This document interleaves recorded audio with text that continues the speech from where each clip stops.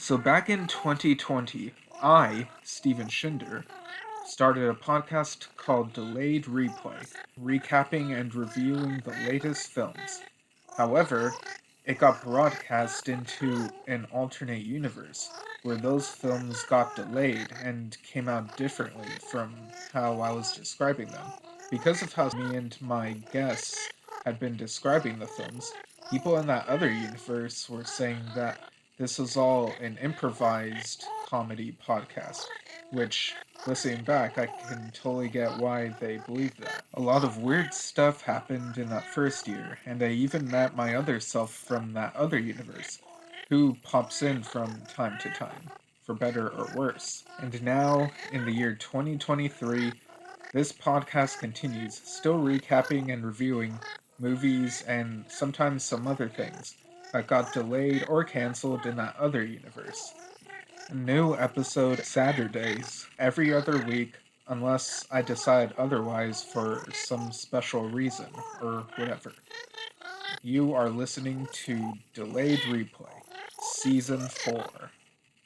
Hey everyone, before the community, the movie discussion starts, just want to say that from each Saturday for the rest of this year, there will be new weekly episodes. So there will be this one and then 3 more the rest of the year, and then season 4 of Delayed Replay ends, and season 5 will start sometime after.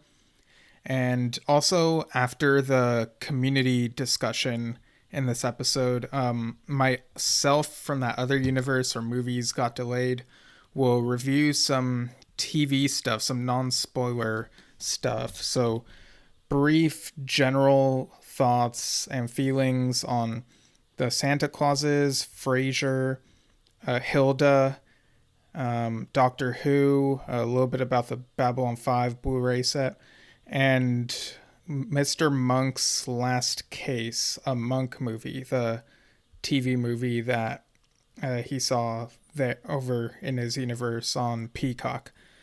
But without further delay, enjoy the episode.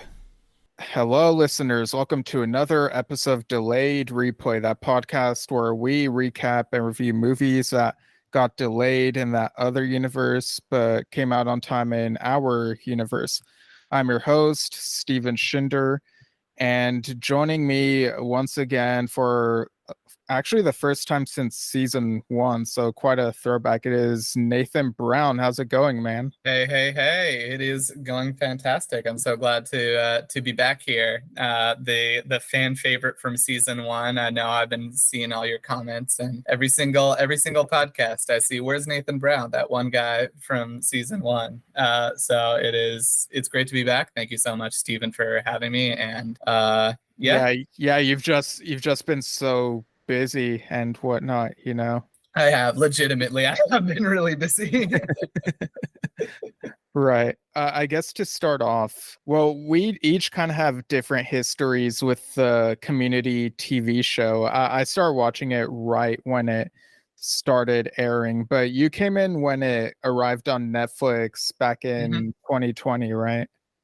Yeah. I started watching it when it came out on Netflix. I basically binged the whole show, and just a delight start to finish, except for that gas leak year. Even then, I honestly don't think it was season 4 was that bad. It was definitely got to that, like, it was definitely that dip in quality where you weren't as excited to watch the next episode. But season 5 and 6 have some of my favorite jokes in the whole show, and so I think they get slept on a bit. But those seasons are great as well, and I was super excited to see some of those characters return for the movie. Yeah, with season 4, I'm not sure that I was aware while it was airing about all the behind the scenes changes, but the season finale to that, most of that season, like, I didn't think was terrible. Like, I loved the body swapping episode. I thought that was funny. The puppets episode as well. But the finale to that one, where it's essentially a paintball fight between the cast and the dark universe versions of the characters, but it's all happening in Jeff's mind within the span of just a couple of seconds. Like Mhm. that just really stretched like suspension of disbelief. And if the show had ended there, like if it never got picked up again, I would have been like super upset because like what a terrible ending. Yeah, yeah, I know. We need our 2 more seasons in a movie. Yeah, and thankfully we did get those seasons. We got season 5, which did like, they brought back Dan Harmon and then did like a little um a sort of soft reset type thing. And Mhm. then season 6 ended up coming to Yahoo Screen, the very successful streaming Oh service. yeah, everyone's favorite Yeah. streaming service. Yeah. I remember the just last year when the first Yahoo Screen original won Best Picture at the Oscars. Oh yeah, for Oh, sure. oh boy. Yeah. And later on they even posted the episodes there with these Dan Harmon commentaries and call them communitaries. I thought that was cool. But Oh, I didn't know that. yeah, but That yeah, was, this that was on Yahoo Screen. yeah, it was. But the series finale I thought was very mature and grounded. Like I don't know if you have like a different view when it comes to like sitcom series finales, but I feel like as I've gotten older, happy endings like the ones for like The Office and Parks and Rec kind of start feeling kind of artificial to me, whereas stuff like Cheers and Community, their endings, they feel more real and down to Mhm. earth. Like it's not overtly happy ending. It's like we'll see what happens. And but it also Yeah, like has yeah. that Community charm with the meta-ness of it and all their different pitches. Like they're just hanging out and describing what they think could happen in a hypothetical season 7. Yeah, yeah.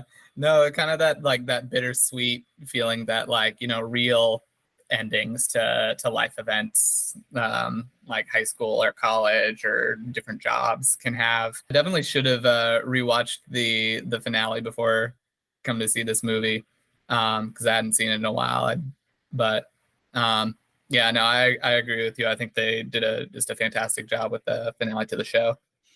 Yeah, and like this movie, man, like it got such a huge like release strategy. Not Mm. only did it get put on Peacock and Yahoo Screen, but also like got a theatrical run and like just, it's super popular. And so everyone went out to see it from the looks of it. But Yeah, yeah. yeah, I heard that just every service, every streaming service, they're just yeah, like, Netflix to hell with too. rights. We need this movie on. So it'll be the first it might be the first movie to come out to every single streaming service at the same time. Yeah, yeah. What a brave new world. Yeah, Captain America Brave New World. Yeah, that was wild like a few weeks ago, right? Oh yeah, yeah. Yeah, what a movie. What a Um, what a crazy finale. yeah. But yeah, this picks up pretty much in real time, like 8 years later. Hmm. And like I know people who said that, oh, I stopped watching once Troy left because like he's the best character. But I still think the show like still had great characters after that. It brought in Buzz Hickey and Hmm. Duncan came back, and then season 6, I feel like Elroy and Frankie, they felt like community characters, even though they were like new to the show Hmm. at the time, and they're still in this movie, which I really appreciated. Yeah, yeah. Getting just everyone back together. Yeah, except Pierce for obvious Yeah, reasons. except Pierce. Well, like they do mention him, and it's like Hmm. you feel the character's presence from time to time when they're trying to reflect on some of the lessons they learned over the years. But Yeah, yeah. And everyone still has their sperm jars that he bequeathed them. yeah, they've apparently not gotten rid of them for like whatever reason. No, yeah. Speaking of people who don't necessarily show up, obviously the actor who played Leonard on the TV show, passed away a couple years ago, and so Yeah. this I think Rick Erdman was the actor's name, but yeah, this movie sort of begins with his funeral, and everyone who's available comes to the funeral.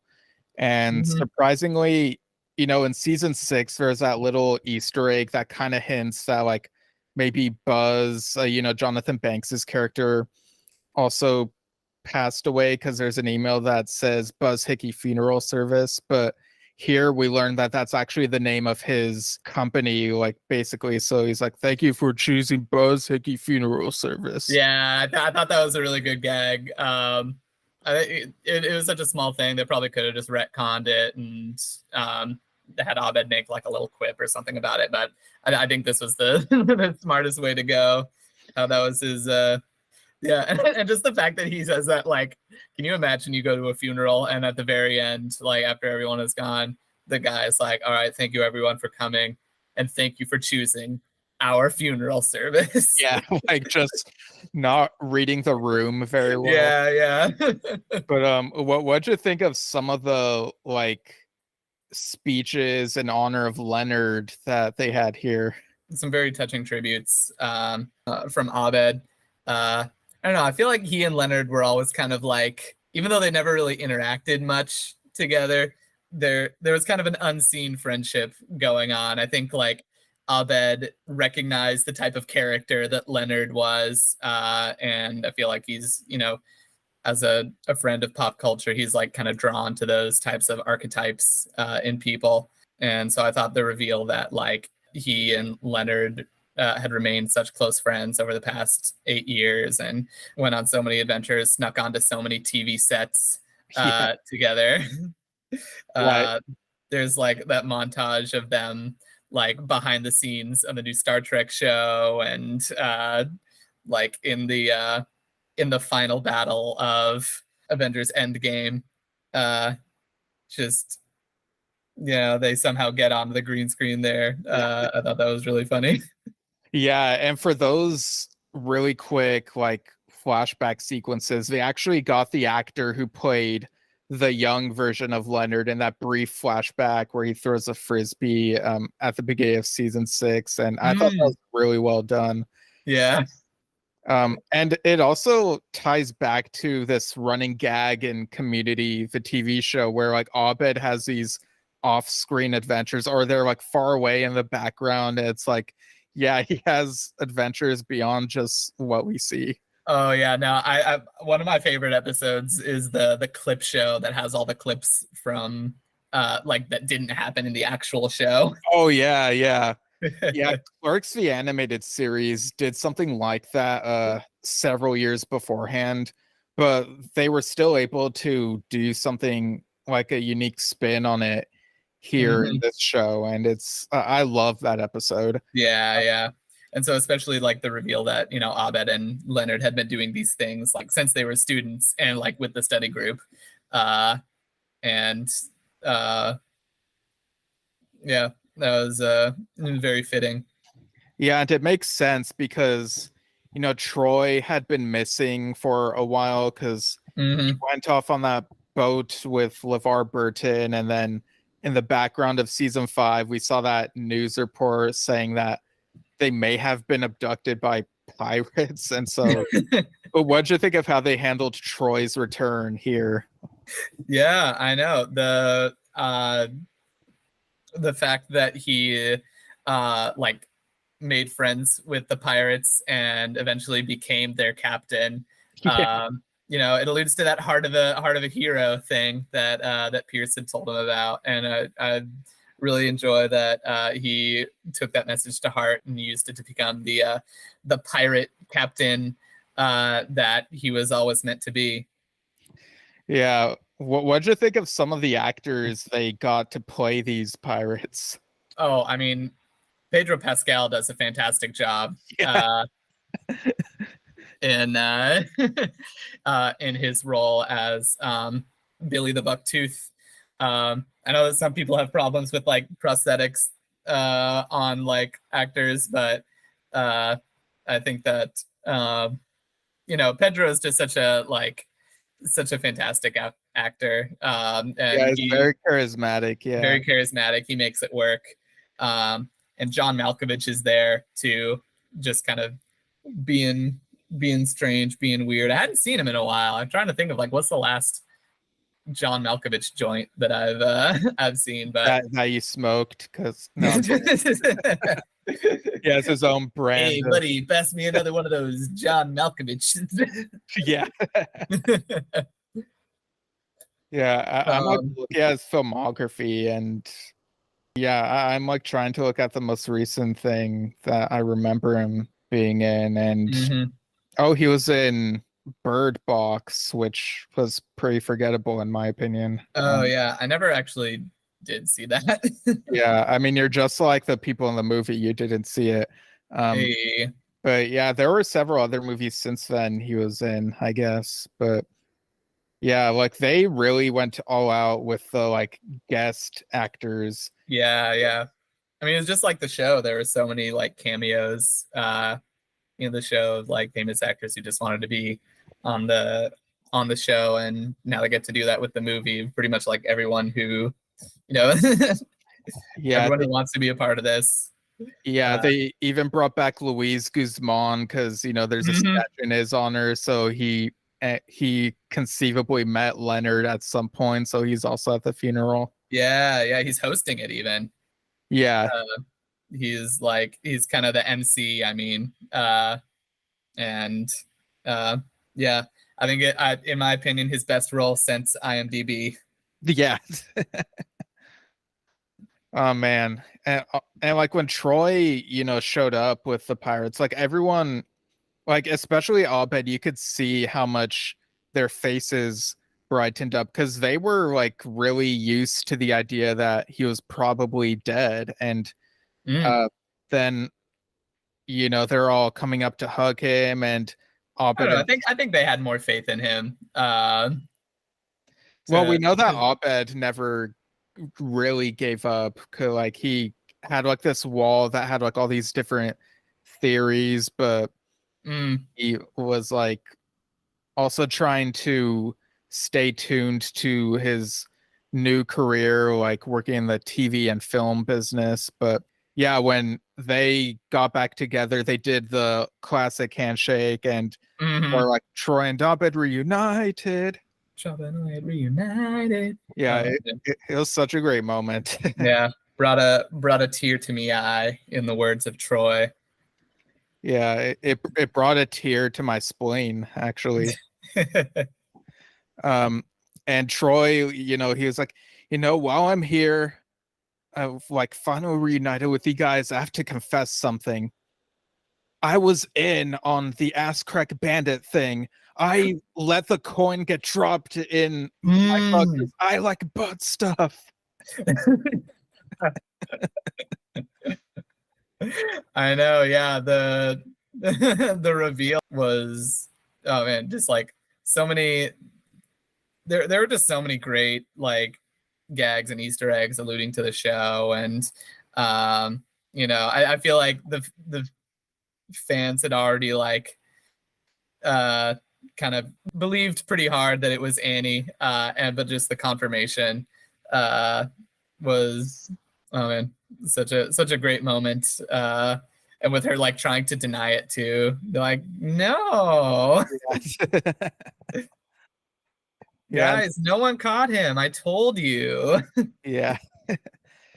And speaking of Annie, she's come a long way. She's studied forensic stuff, and is basically in the FBI, and yeah, becoming the director after only 8 years is yeah. And Abed is I think some people will think that's a bit pandering, but you know what? To hell with those people. Just pointing out the state of fandom and whatnot. But exactly. Yeah, and Shirley also came back, and with her, she's changed a lot. You really get the vibe that she's gone through 8 or 9 seasons of her own spin-off TV show, Butcher and the Baker. like she and Annie and Buzz kind of bond over like investigative stuff because now they all have like those types of experiences. And I feel like Shirley has kind of mellowed out a bit. Like she's not like as judgmental as she Mm-hmm. used to be. She's more like in all the cases I've witnessed, there have been some supernatural things. So it would be arrogant of me to think that everything can be defined by just one book. So I'm trying to keep an open mind. So yeah, it was really different kind of Shirley here. It's really surprising. Yeah, yeah. And I like how her company, Federal Bakers of Investigation, Yeah. just to get that like again, yeah, the closeness that she's had with Annie and with Buzz. Yeah, and she's mad at Britta. Like apparently she's been holding a like I know I said like she is less judgmental, but it seems like she's holding this grudge against Britta for like messing up with her sandwich shop. Like apparently it's gone down under like bankrupt since the TV show, and it's all Britta's fault because she Britted it. Yeah.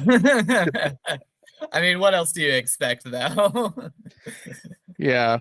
Oh, what do you think of how the dean is in this movie? Oh man, I mean, the dean was always like the highlight of the show, and so to see him back in action again, Jim Rash just, you know, he, like the show, he just steals the movie. The costumes that he has, the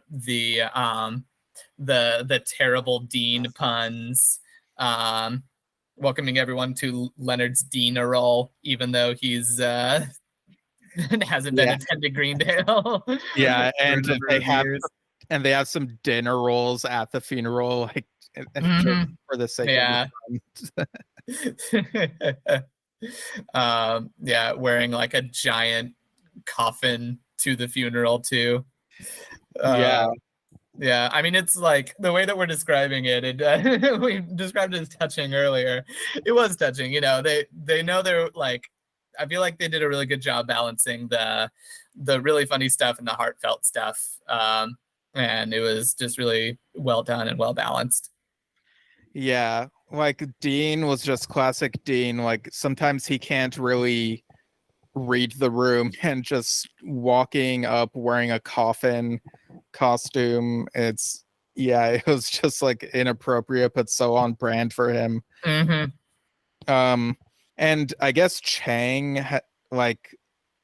has been like taking like medication so he doesn't go like too crazy now. But what'd you think of the way he was handled over the course of the movie? Yeah, I don't know. I kind of liked Crazy Chang. I think it did go too far in the show a couple of times, but it was cool seeing like kind of this different side to him than like basically being a character but being not as crazy for the whole movie until the very end when they need him to, in the climax, to just go all out. I think it was a good way to balance kind of both of those. Like on the one hand, like him wanting to be kind of a more like a less off the wall character, but on the other hand, being able to see those wild and crazy side also. Yeah, like he's been in all sorts of different directions, so it was really a question mark, like, okay, what are they gonna do with him here? And I think it was serviceable, I guess. Oh, you didn't like the scene, the very climax where he just like completely dives off the top of the Empire State Building into the kiddie pool? Yeah, I think that's another one of those things where it really pushes like the suspension of disbelief factor. Like when, like, I don't know, I feel like I need people on the level of Mythbusters to tell me, could he survive this believably? Yeah, like he does get he does get injured, but like the fact that he survives, it's like what? Like, and and you know, just the trajectory of him getting up there was just like, and Abed even leans on the fourth wall. He's like, oh, this is just, you know, they really felt like they needed to go big with this movie and had to go this place.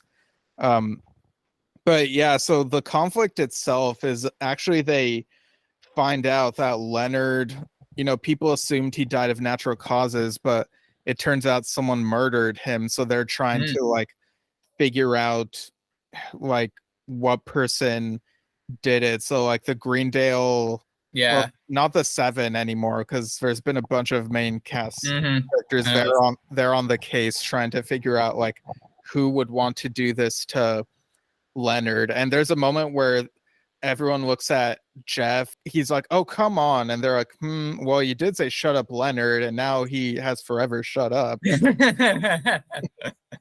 I know, the fact that he's like the first suspect, I thought was it was a good gag. They didn't overplay that hand, didn't go too far with it. Yeah. What'd you think of how Frankie and Elroy were utilized? Yeah, I thought like so they were kind of like doing their own thing, as from the rest of the group, doing like the kind of the tech side of the investigation. And you know, Elroy, like, he's caught up with computers now. He's like, he's faced his fear. He's gotten over that. And so it was cool to see him like kind of back to being the like the computer whiz that he had been back in the 80s. Yeah. So yeah, just all of the like the crazy tech that he has at his disposal. And I always thought he and Frankie played really well off of each other. And so it was great to have them just kind of like not in the back, I guess a little in the background, but you know, they're the collective guy in a chair for the rest of the team. Yeah, and it feeds with Frankie, it feeds into that little gag of how like Paget Brewster, you know, the actress, she played the IT lady in season 5 for like one scene, and then Frankie is a separate character, and so it's like she's like, oh, I felt like if that whoever that IT lady was isn't doing a great job, I should figure out how to solve problems this way. And so she and Elroy do make a really cool duo in this one. And Professor Duncan, I feel like he's kind of just there to like make cameos now and then, but I don't know. How'd you feel about how he was used?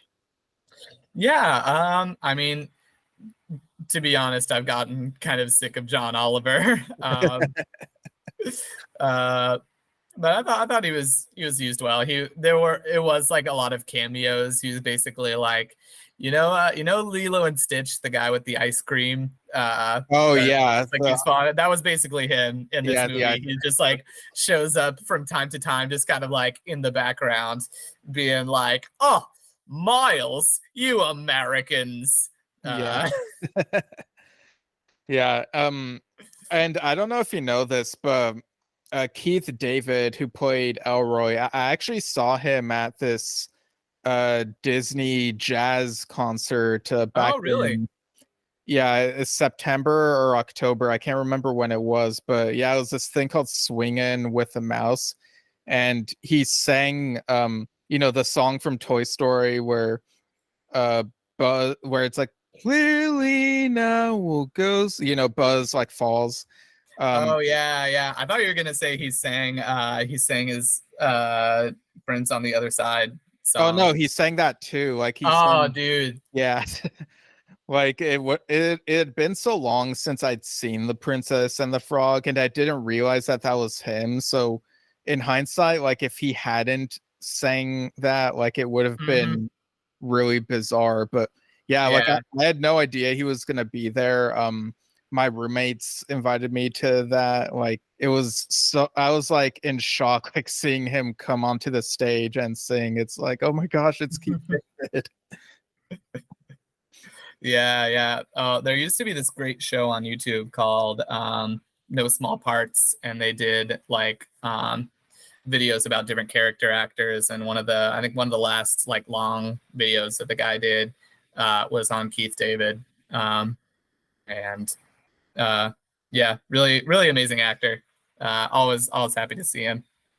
Yeah, No Small Parts. The title does sound familiar, so maybe I've heard of it, huh? Yeah, he sold it to the guy sold it to IMDb, and now they just do like little shorts on like if there's a new movie come out, they'll like do like a 5-minute episode of like some of the other roles of like the main actor in that. But it got its start out on YouTube doing like half-hour documentaries on different character actors. Definitely look them up. There's some really, really well done stuff. Okay, you said it's IMDb now, like the thing that Luis Guzman was in. Yeah. Thing that Luis Guzman did such a great role in. Yeah, I know. We're bringing it all together. Yeah. There's some product placement because, like I guess they needed sponsors for this, and they also like poked fun at it. Like, what'd you think of some of the product placement in this movie? Like, as they were investigating and going from like Colorado to New York and whatnot.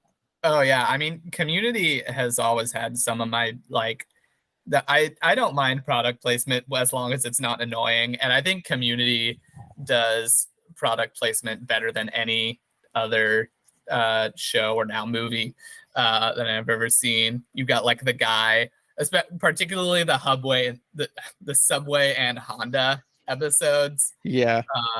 And so, oh man, it was amazing to see that guy back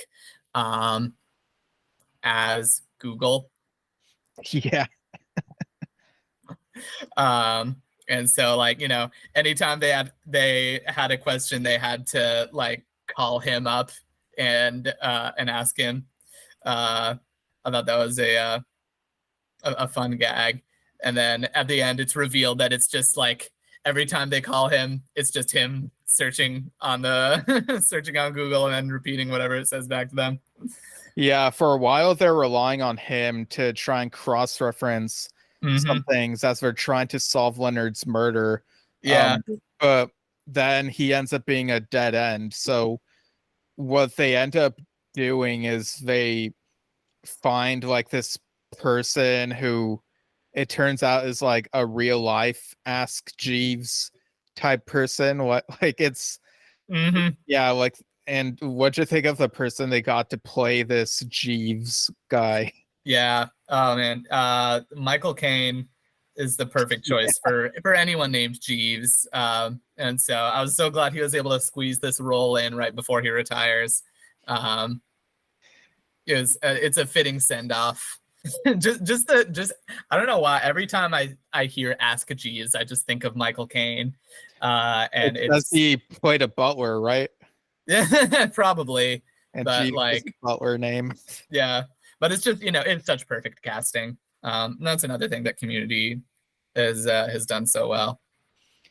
Yeah, like apparently like Michael Caine has like this network of people who notice like peculiar things in society. It kind of gets them paranoid when you like really think deeply about it, like the extent of like all his connections. But yeah, and they're all renamed Jeeves.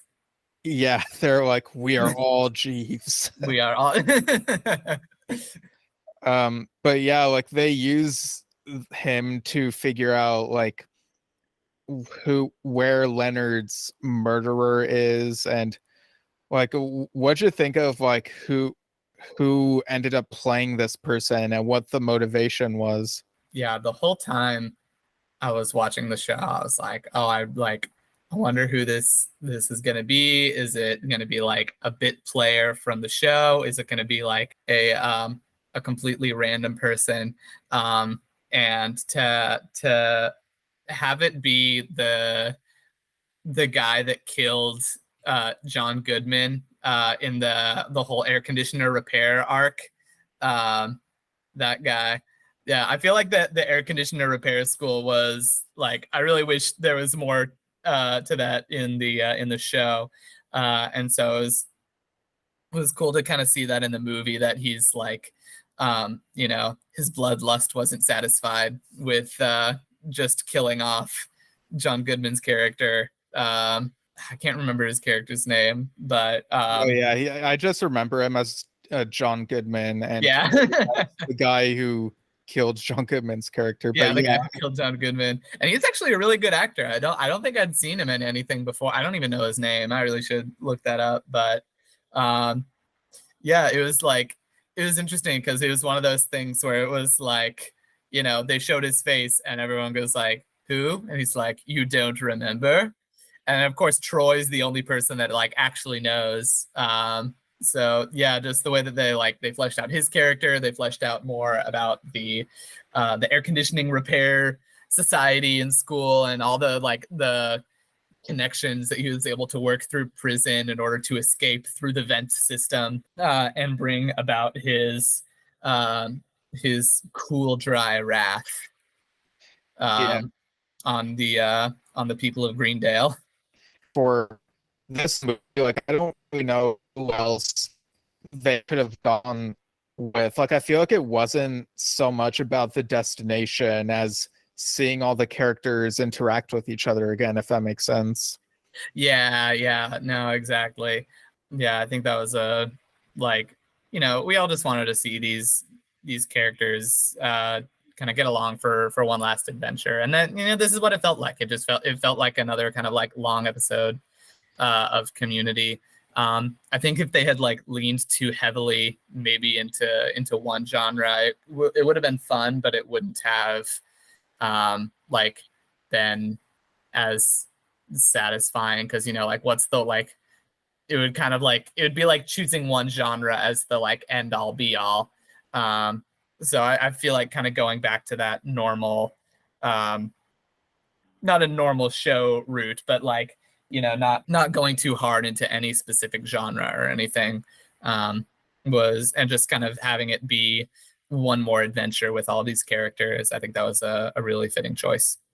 Yeah, and so the reason that Chang goes up to the Empire State Building is because the murderer almost gets away, and he decides to do the he's inspired to do the King Kong thing of trying to climb the building. I don't know where he got all this equipment from, but he's it's from his air conditioning buddies. It's the air conditioning connection.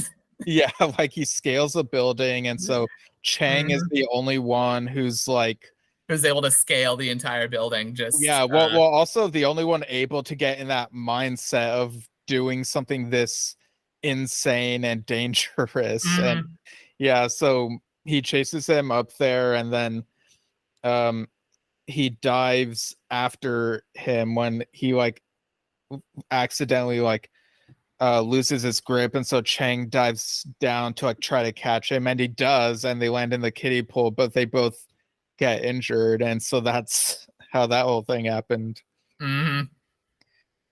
Yeah.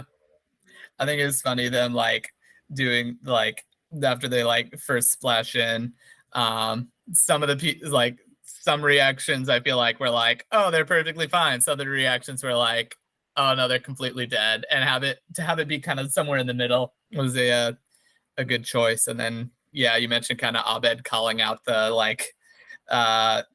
tropes, and as in the way that only Abed can. Yeah. And so after the guy is caught, they return to Greendale Community College, which I forgot to mention, I'm actually wearing a Greendale shirt right now. Oh, really? Yeah, you really got in the spirit. I'm wearing a New York t-shirt, so we're both. Oh, nice. Oh, yeah, and it says Empire State on it. Yeah. Yeah. But yeah, mine is green. It says Greendale Community College. But yeah, they go back to the campus, and it turns out that while they were gone, Dean Speck, from City College, he used their absence as an opening to enact his plan of having this giant mechanical spider thing invade Greendale Community College. Yeah. And Troy was like, well, it looks like we're in the Spider-Verse now. And it's like, oh, okay, I get it. But yeah, what'd you think of how they dealt with this problem here and how everyone was reacting to the giant spider? uh, I think it was funny. Kind of, they were like, most of them were like, "Oh, I thought we just solved the big problem," and then Abed's like, "No, this is the post-climax conflict, so it doesn't feel like the movie ended too soon." Yeah, he also mentions like third act problems. So he's Mm-hmm. like, like you would see in a bunch of the superhero movies, they have to like really go big, and there's this big thing they have to fight, and people get really tired of it. So that's what's happening now. Yeah, yeah. And kind of in the same way that, like, I feel like audiences are so tired of superhero movies, they get back and they see the giant spider, and instead of being like freaked out, they're all just tired. They're like, we have to deal with this now. Yeah, but I think also, and I don't know if this was the intention, but it kind of made me think that maybe on a deeper level, this is supposed to be like the Lord of the Rings, how like in the book, they go home, but there's still conflict there. And so I feel like this kind of Yeah, feeds into that hero's journey type thing where you can never really go home. Like it'll be different when you go back or something. I know. Yeah, I was just thinking that with the yeah, um, with the Shire being overrun.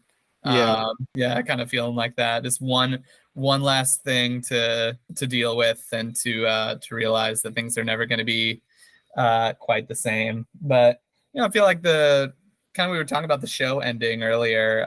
It had a not a similar feeling, but like that kind of like bittersweet thing about like things are moving forward, things can't be the same as they were. And I think the movie addressed that, like that same kind of topic, that same kind of feeling near the end, once they um, found the weakness to the spider. Yeah, and it's funny because with a TV show, it's a more grounded ending, but with a movie, it's like it feels like things have to be over the top because it's the movie. Mm, And yeah, try finding the weakness to the spider, but first Jeff has to like give a winger speech because everyone is like, what's the point of saving Greendale? Like, especially the dean is like really crying. mm-hmm, He's like, it's been through so much, and now it's going down in flames. And Jeff is like, no, Greendale is our home. And do you know mm-hmm, what we do when we find a spider in our homes? We squash it because that spider is living rent free, and we do not accept that. We mm-hmm, take the spiders out of our home because we pay for our homes, damn it. And mm-hmm. then And everyone's we paid Greendale, so we yeah, are gonna kick this spider out of here. yeah. And like everyone's like, yeah. And like if you listen carefully, you hear Chang say, I don't pay for my rent, but I know. I caught that. Just like he says that at the same time, everyone is cheering, so it's like barely audible, but it's a really good gag. yeah. And so they look for the weakness in the spider, which as it turns out, it's like this panel that's very similar to the stuff that Troy would encounter in like air conditioning stuff.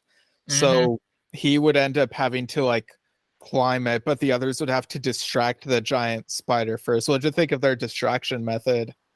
Yeah, I know. I like how then like they go through all the effort of convincing Britta to like dress up as bait, and then she's like fighting against them the whole time. They finally convince her to do it, and then as soon as like the spider sees Britta as the bait, he just turns around and goes the other way. The Britta's in this. Yeah, Britta's in this. Good old Britta. Good old Britta. I know. Oh man.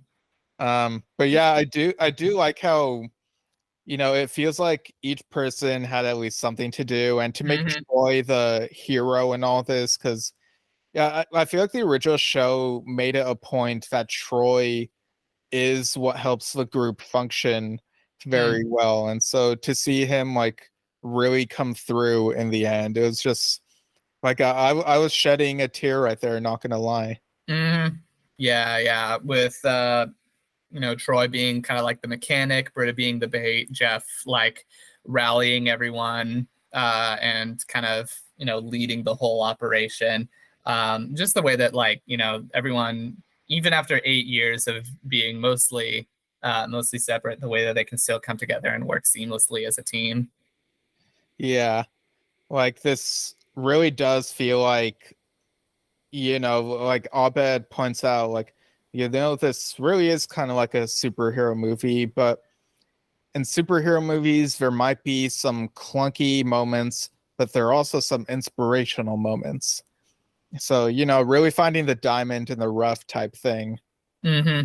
And of course, like after they like take care of the spider, Dean Speck is like, he loses his credibility and City College loses its accreditation. So Yeah. basically Greendale wins and they get more new attendance because like the people it gets absorbed into Greendale. And kind of makes up for the campus that was destroyed. Yeah, and by the spider. Yeah, and I appreciate that this movie shows a bit more of like the characters we've come to know and love. Like we get to see a bit of them teaching their classes. Like some of it happens like in the middle, but we also get some of it like in this ending sequence here. What'd you think of those like teaching sequences? Yeah. I'm trying to think Jeff is teaching his classes. Annie has a class, even though she's also the director of the FBI. Yeah. Yeah, she has to like do video calls like to one place depending on where she is. Yeah. And it turns out that like Planet Earth, Jeff would show the Planet Earth DVDs in his law class, but it turns out he's like by this point he tries to make it so that he can tie that into the lessons. Like now see what the animals do here is considered blah blah blah, and like he ties that into law, so he's like really into teaching. It's really shows how far he's like a full he's like finally found the I guess not finally found the things he cares about, because he always cared about being like a sleazy lawyer, but he found something more. Yeah, and we also see Britta like protesting against a supermarket because why not? Like, you gotta have another Britta moment. Oh yeah, gotta have something to buy. Gotta have a protest moment. And the woman that walks by is just like, I just want to buy some eggs. Yes. And apparently Chang has a boyfriend now. A payoff to that bit of dialogue he did at the end of the finale. It's like, oh, I guess that's true now. Okay. Yeah.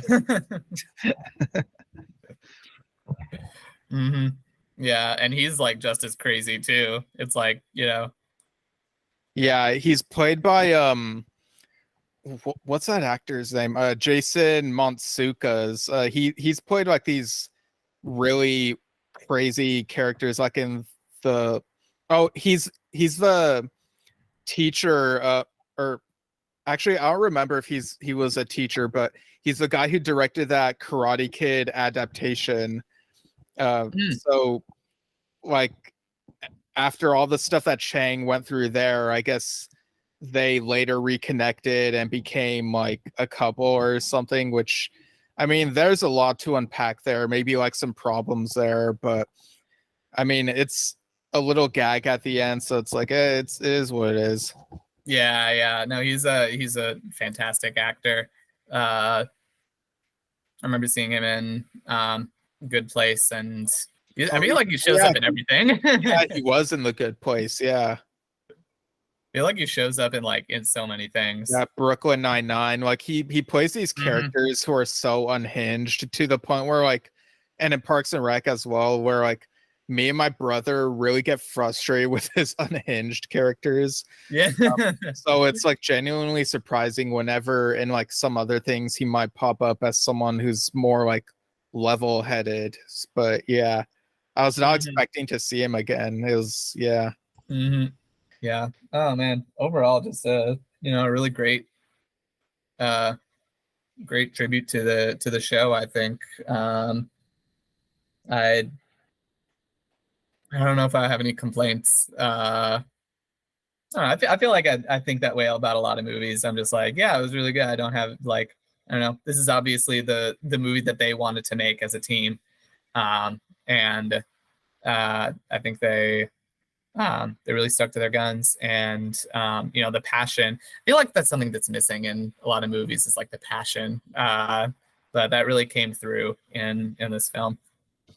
Yeah, and I like how with the end credits they made it like an extended version of like the um what's it called, like the cootie catcher or whatever, the paper thing that's in the opening credits. And Yeah, yeah.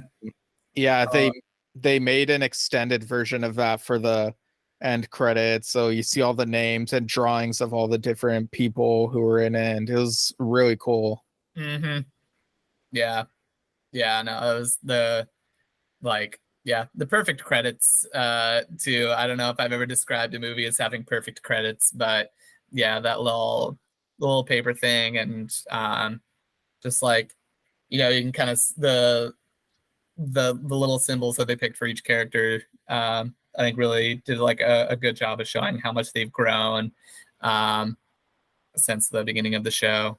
Yeah, and at the very end we get a post-credit scene, and it's Abed. He is teaching a class, and he's like, "Welcome to Intro to Post-Credit Scenes.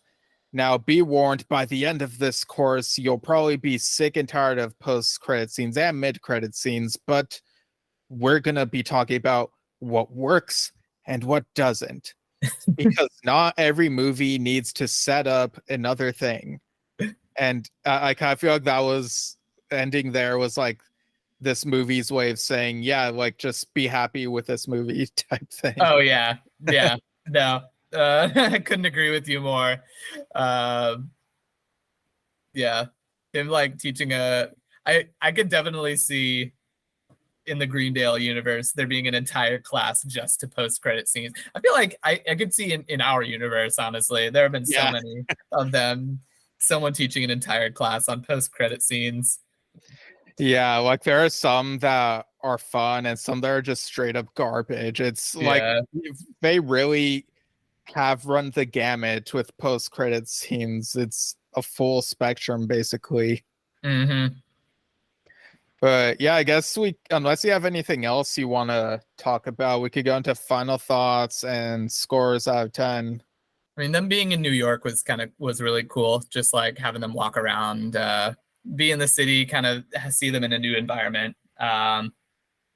Yeah, and this was Jeff's first time going out of state. Like, remember on the Yeah, that TV was show, such he a said, crazy reveal. yeah, on the TV show, he said he'd never set foot outside of Colorado. So, like, this was like hmm kind of a culture shock thing for him. And it was really interesting to see. Yeah, it was really interesting to see him like kind of um, like very obviously out of his element in what you think would be like the kind of where he would be feel almost the most at home. I feel like he kind of gives off that like I don't care about anything New York vibe. But kind of I think that was a really interesting and a cool choice to like have him be almost overwhelmed by like, so many people in the city basically being him. I think one of them even makes a joke like, it's weird that you're out of your element here. I could almost see you being a bank teller here. And it's like a reference to how like Joel McHale played a bank teller in Spider-Man 2, like the Mm. Tobey Maguire one. Oh, I didn't know that actually. Yeah, it's something I didn't notice until like way later, but yeah. hmm Yeah, I knew the girl from Bones was in Spider-Man too, but I didn't know I didn't know he was. I'll have to watch that again.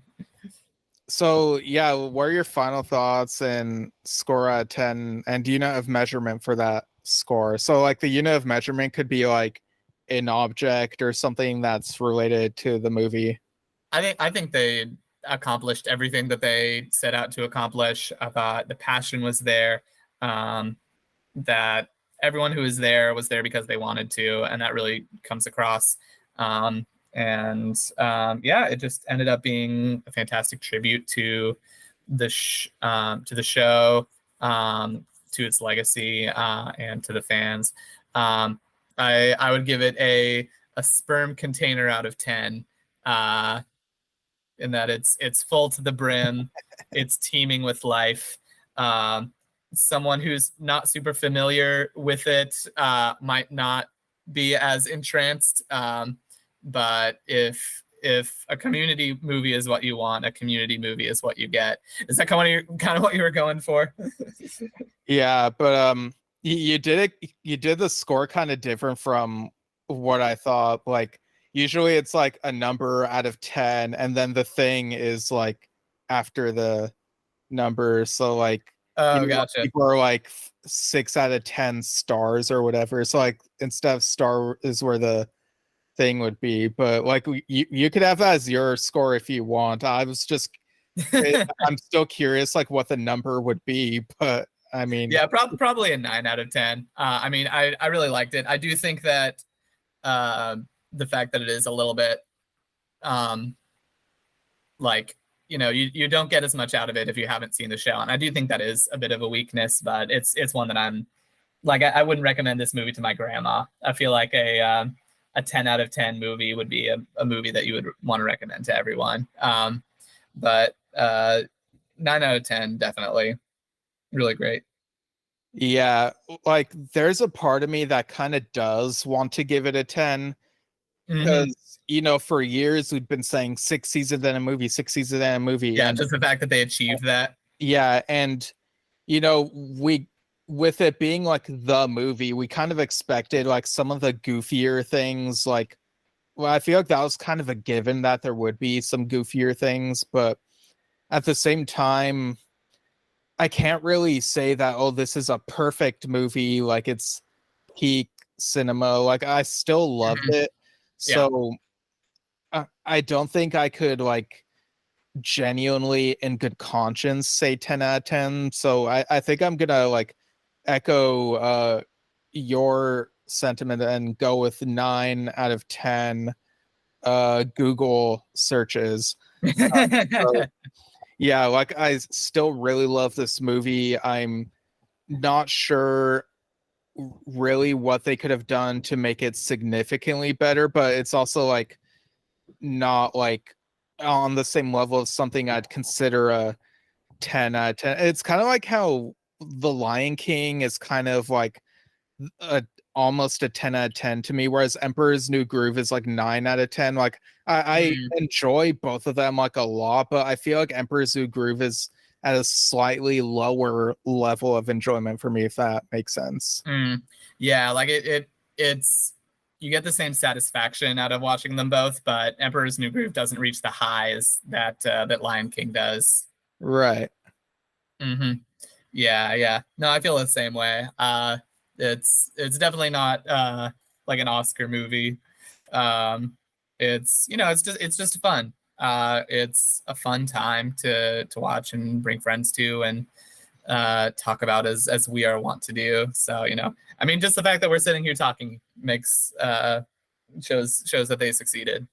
Yeah, it creates a community of its own, Hey, very nice. Yeah. All right. Well, I guess that'll do it. Thanks for joining me, Nathan. Do you have like anything you want to plug, like any social media or even just like a movie or show you want to recommend to people? Ooh, I don't know. I don't really have a lot of social media. Yeah, I've been watching Vikings. That's been good. I don't know if it's worth a plug, but yeah. Yeah, I've never seen it. Like, what's your pitch, your elevator pitch to people to convince them that they need to watch this show? Ooh, okay.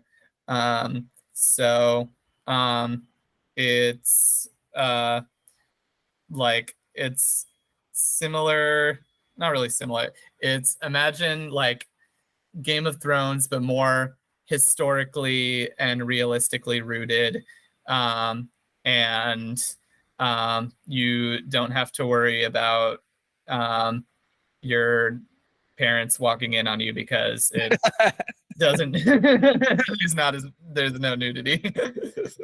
Okay. A lot of sex, but no nudity. Right. Interesting. Yeah. Yeah, so maybe that'll be to some people's like, you never know, maybe like that'll be their type of show. So yeah. Yeah, never know. All right, so I guess that'll do it, and without further delay, have a good day.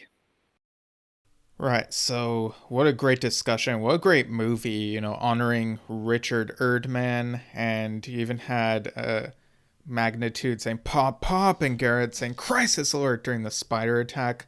A very deep inside joke when Gillian Anderson showed up before Britta did, and she played a psychologist professor named Greta. Yeah, it's kind of a double sided joke. Joel McHale attacked Gillian Anderson instead of Gillian Jacobs when the movie announcement came out, and also in a community fans Facebook group, someone named Linda referred to Britta as Greta. So they really did their due diligence honoring the inside jokes and the fans and whatnot. And yeah, glad I was able to have this discussion with Nathan. The darkest timeline versions of ourselves and darkest timeline versions of all the other people who've been on this show tried stopping this episode from going out, but yeah, they were stopped and banished back to their own universe. We got no audio of any of that happening, so there's nothing to cut away to there. Just take my word for it.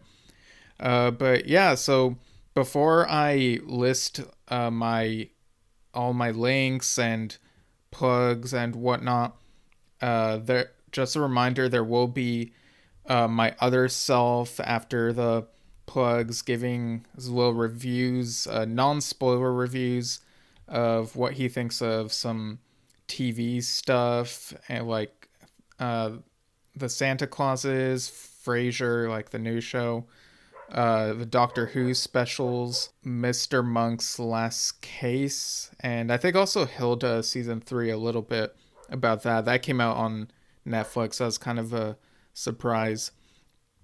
So yeah, non-spoiler thoughts, and if there are spoilers, he'll give a warning beforehand. So in just a minute, but in the meantime, my plugs, you can go to @StevenShinder on Instagram and Twitter and Threads, or I guess it's X instead of Twitter. Steven Shinder Storytelling on Facebook, stevenshinder.com. Find my standalones and stepping stones novels.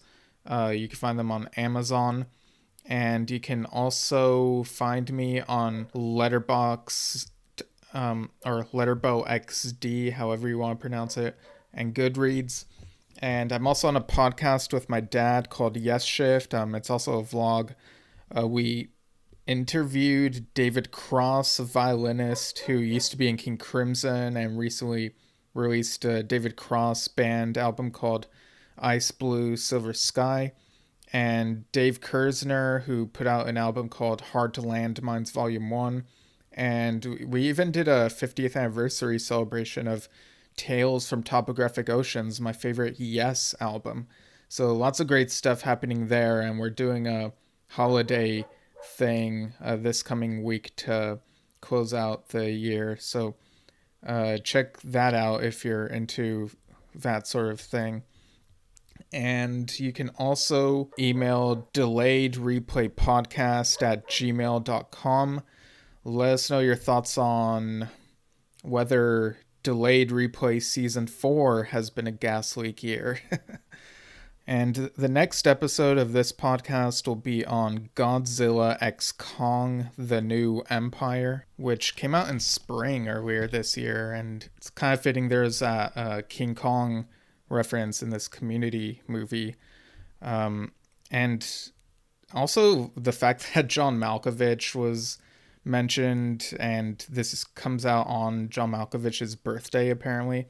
And December 9th in Community, also an important date. If you've seen Abed's Uncontrollable Christmas, also December 10th was another important one in season one. But, the fans know this stuff.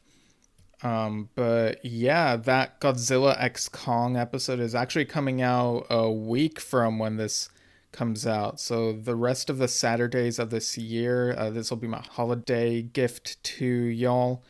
One new episode per Saturday, and then there will be a break, and then season 5 will happen sometime in the new year. So without further delay, here's my other self with those aforementioned TV related reviews. Hey everyone, this is Steven from That Other Universe, reviewing some recent TV things. So first off, the Santa Clauses. We're getting to the holiday season, and the second season of that has wrapped up. I feel like season 1 really had an opportunity to go in a new, fresh direction, and then it didn't. So it's difficult to really care about the show anymore. I feel like season 2 doesn't really have much to care about. So yeah, I think I'm pretty much done with the Santa Clauses. And again, like with I guess I should mention, like with TV stuff and movies, sometimes there is like behind the scenes stuff. I mean, we kind of experienced that with Community, but kind of goes without saying and whatnot. But there's that. But the Frasier revival, I think overall was pretty average, and there were some heartwarming moments, particularly like whenever there were some good father-son moments that really went deep, with Frasier and his son Frederick. The finale was a Christmas episode, so kind of a surprise, and there was also a surprise in that, but I feel like where the series leaves off, I feel like we pretty much have an idea of where certain characters could go, and I feel like I'd be fine if the Frasier revival does not get renewed, because I feel like it ends at a decent enough place. These 10 episodes. The only thing I really felt highly invested in was the Frederick and Eve and their whole deal, but the rest of the characters, I feel like there's not as much to latch onto storyline wise.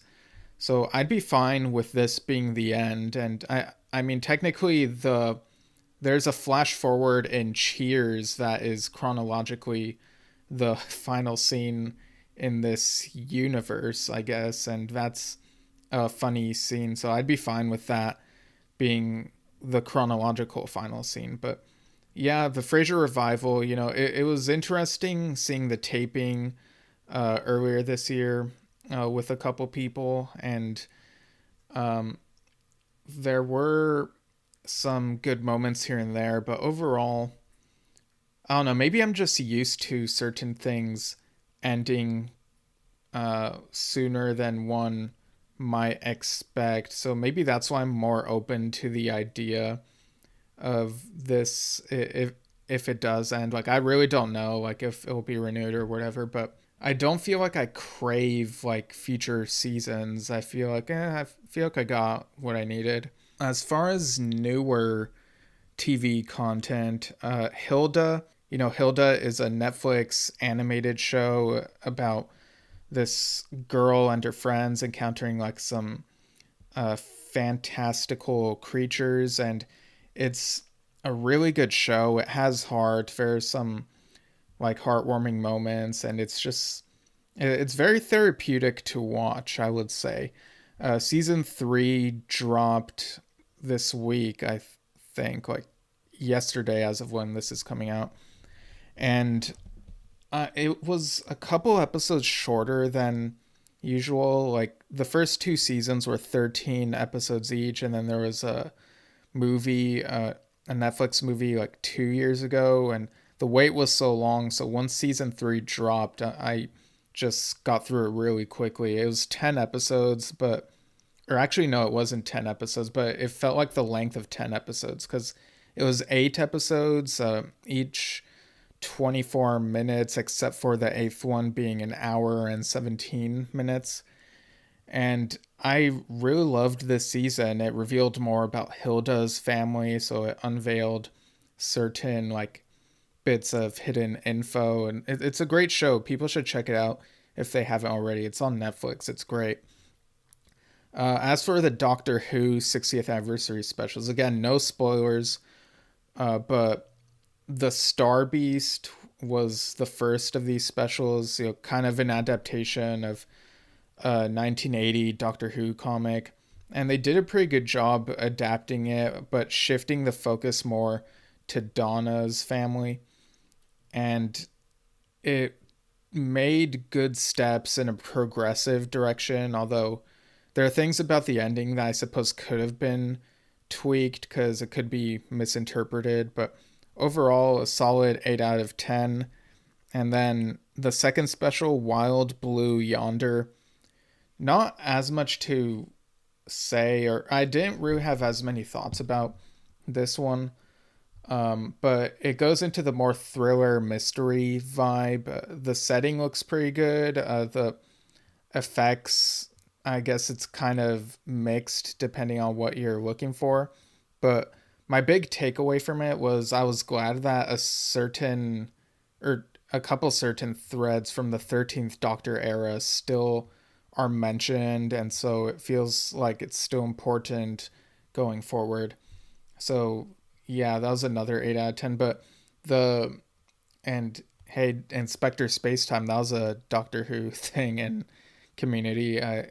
Apparently they mentioned the 60th anniversary Inspector Spacetime specials in that Community movie in the other universe. The third of these 60th anniversary Doctor Who specials, you might hear more in-depth thoughts on Trust Your Doctor, a Doctor Who podcast. There are discussions going on there with my friend Dylan, has brought that podcast back to talk about these specials. So yeah, I'm just trying to do a quick non-spoiler rundown here. But the third special, The Giggle, I love that it brought back the Toymaker, a villain from the first Doctor era who was teased to come back and did a few times in expanded universe media, but never on the TV show. So finally brought him back, played by Neil Patrick Harris this time.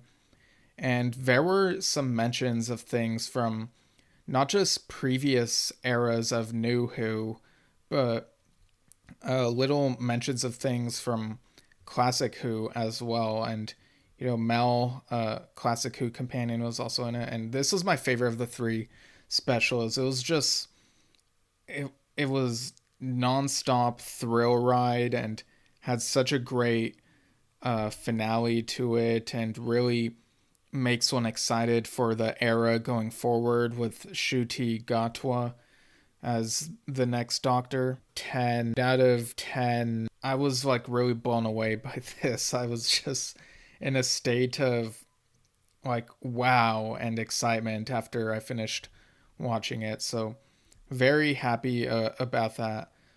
Also, I got the Babylon 5 Blu-ray set. It came in the mail this week, and so far I've rewatched The Gathering, the pilot for that.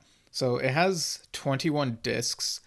That includes the 5 seasons and the pilot movie The Gathering, so none of the other movies. So I'm glad to have those, but I think the packaging could really be better. Like the plastic thing that holds the discs is just like it's not connected to the spine, and it's like, yeah, I hope that in the future there's better repackaging of this sort of thing. But yeah, that's just figured I'd throw that in there because sci-fi TV. So yeah, Mr. Monk's Last Case, that's the movie we got on Peacock this time of year instead of the Community movie, I guess. still waiting for that to come out. So I watched some episodes of Monk here and there as my brother watched reruns in the 2000s, and I really loved what I saw. And I did see the series finale. I like that Molly from that finale is still involved in this movie. And of course, it's post pandemic. So it really fits with like the whole Monk thing. The case itself, I won't say what it is, but I was surprised by what it ended up being. Like I was just like it really took a sharp turn and I was like, "Whoa, they're going in this direction." The explanation for like how it happens is brilliant. And seeing these familiar characters, Monk, Natalie, Stottlemyre, Disher. It's just great to see them again. And I won't spoil what happens, but the ending got very emotional. And I know some people would probably think that this movie ended up being cheesy, but I think it was really true to the Monk series. There was also a scene where, like, I think this is like early in the movie, so it's not really a spoiler, but at the homicide department, one of the police officers there says there's like 22 uh, like different open homicide cases, and it kind of felt like maybe that was an inside joke for like, oh, maybe previously Tony Shalhoub had been offered a season's worth. Like 22 is standard for network TV seasons, although usually each Monk season was 16 episodes, with I think the first season being only 13.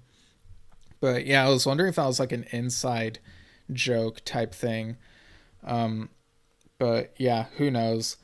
And yeah, so this is called Mr. Monk's Last Case, a Monk movie. I guess I got to include that subtitle, like a Star Wars story or a Mad Max saga. I guess that's a trend now. I can see how this universe can be continued, but I'd also be fine if this really is where the universe ends. I guess that's kind of a common theme for a couple of these IPs, but yeah, I was very happy with the movie. 8 out of 10 hand sanitizers. Like, it's not like a complete masterpiece, but it has a comfort feel to it, but also goes in a couple surprising directions, and again gets very emotional. And I'm really glad I was able to see this. So yeah, I guess that's it. And for the next one, so the me from the delayed replay universe will be reviewing Godzilla X Kong, the new Empire, the version that came out there. And I'll be reviewing Godzilla -1. So, yeah, I'm been hearing really great things about it, and I'm not that big of a giant monster movie fan, so very curious to see what my reaction will be. But until then, without further delay, have a good day.